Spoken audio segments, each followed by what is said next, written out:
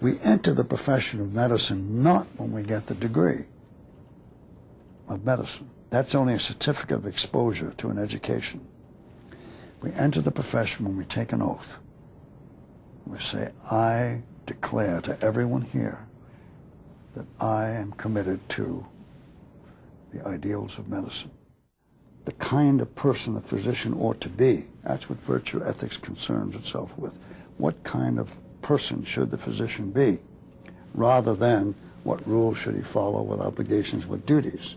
Those are important, but they're secondary to the kind of person the physician should be. So I talk about the virtuous physician.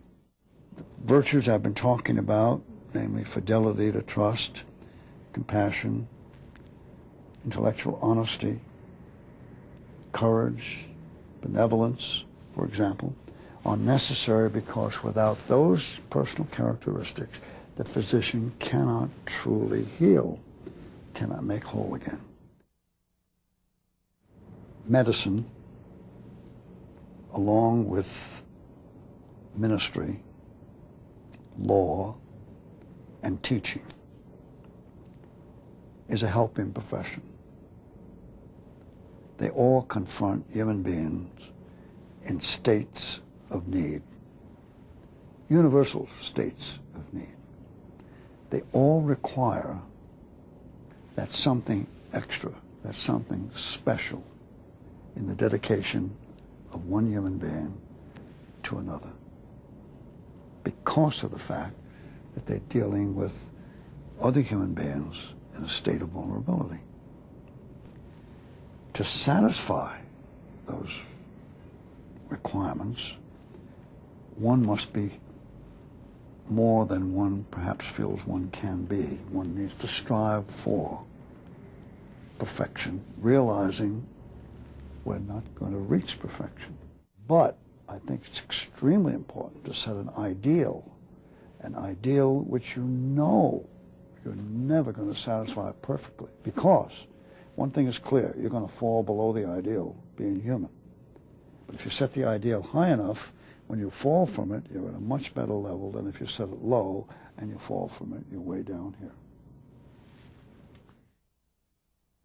The question is often asked, what's the most important thing in the ethics of medicine?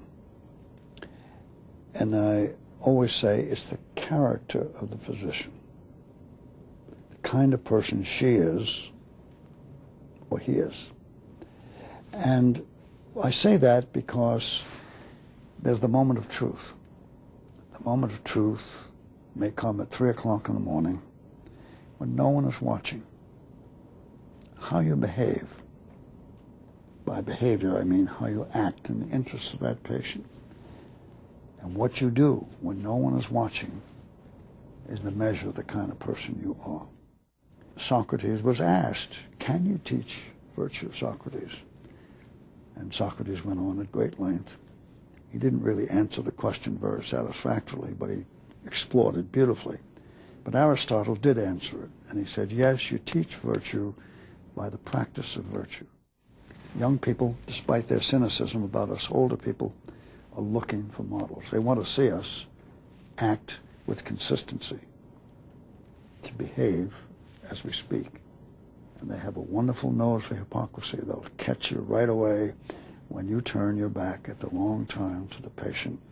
You are not a virtuous physician. So we teach virtue in a medical school largely by the example we give as teachers.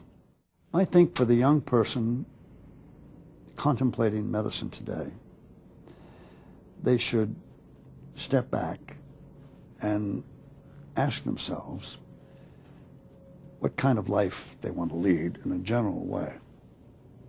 But more important than that, ask themselves if they want to do something which is more challenging than they can ever meet fully in their whole lives.